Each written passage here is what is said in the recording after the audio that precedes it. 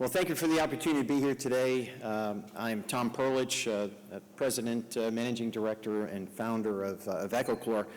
It's probably obvious that ballast water is one of my passions, but water treatment in general has been a passion for my professional career, and also the history of water treatment in the United States and the relationship between water treatment and regulations has been something that I've been studying since graduating from the university, and I'll be touching on a few of those items in the presentation today when we're talking about environmental challenges.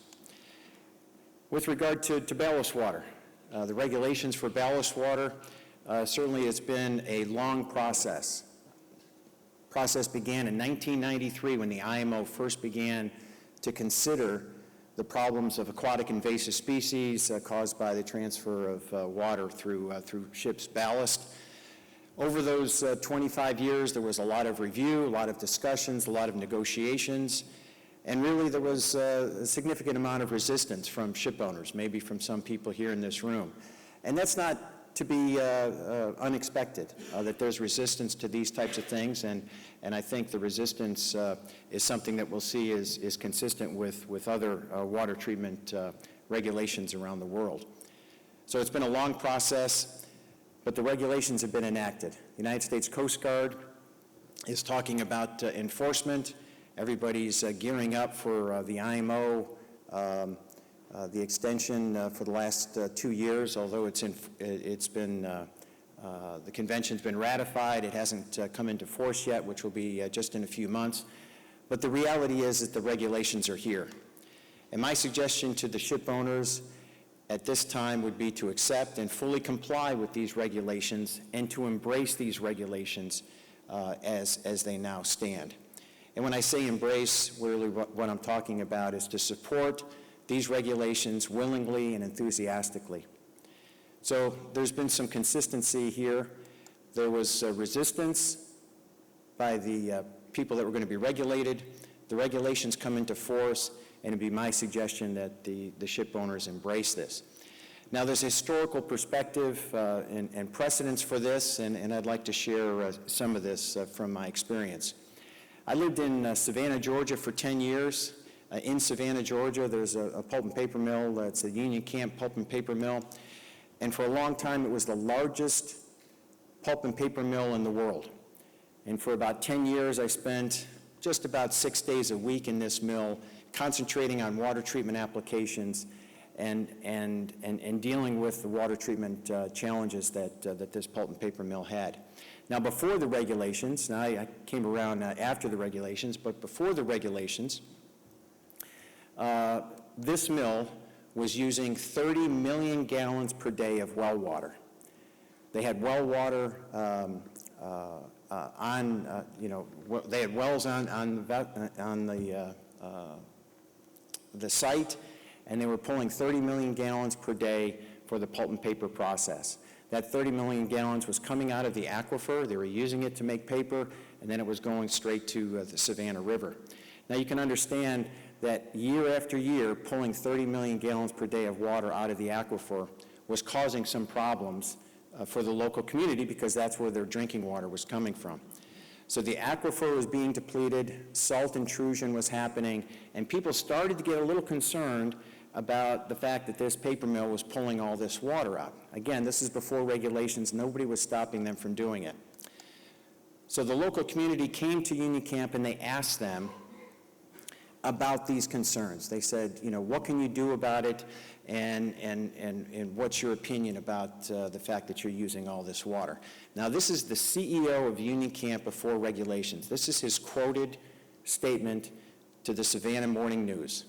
"Those wells are on our property. That water is our water. We can suck the state of New Jersey out of those wells, and there's nothing anybody can do about it." Now, that's the CEO of a major corporation in the United States before regulations being that resistant to any type of questioning about how they're dealing with water within the United States.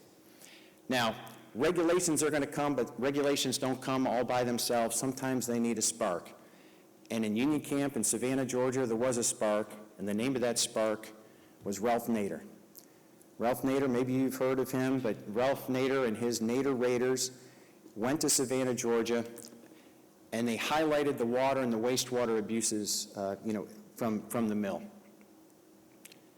Afterwards, he published all of this information, brought the awareness up, and pushed for the passing of the Clean Water Act of 1972.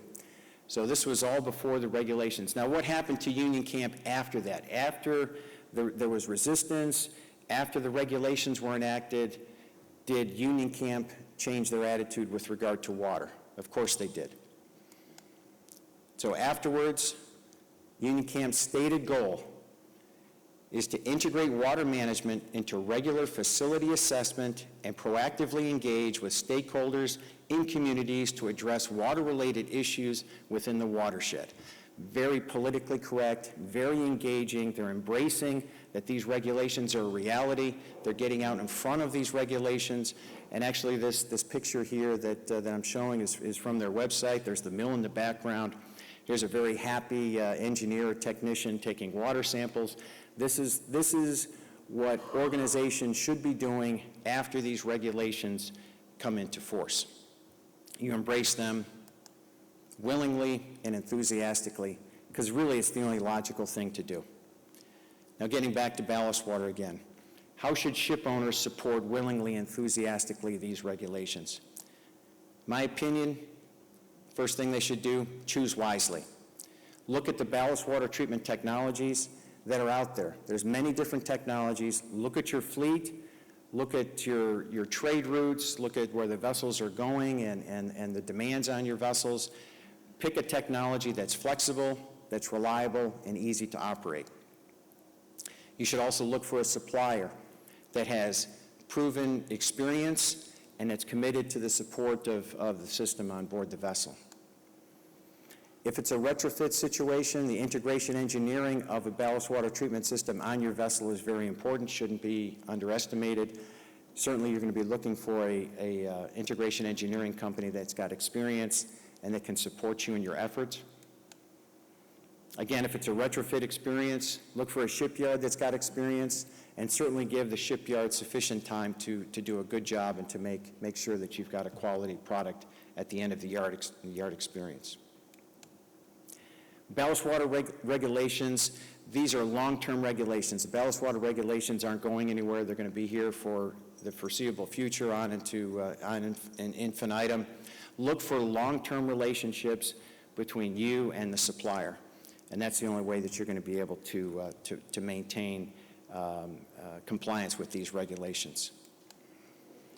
One of the keys we feel very strongly about is not only training of the crew, but training of the home office staff, the support people that you're going to have on board your vessel, and the ability for your supplier to provide preventative maintenance, either training for the crew or to be able to provide preventative maintenance for the system itself. All of this is part of that long-term relationship that you should be looking for.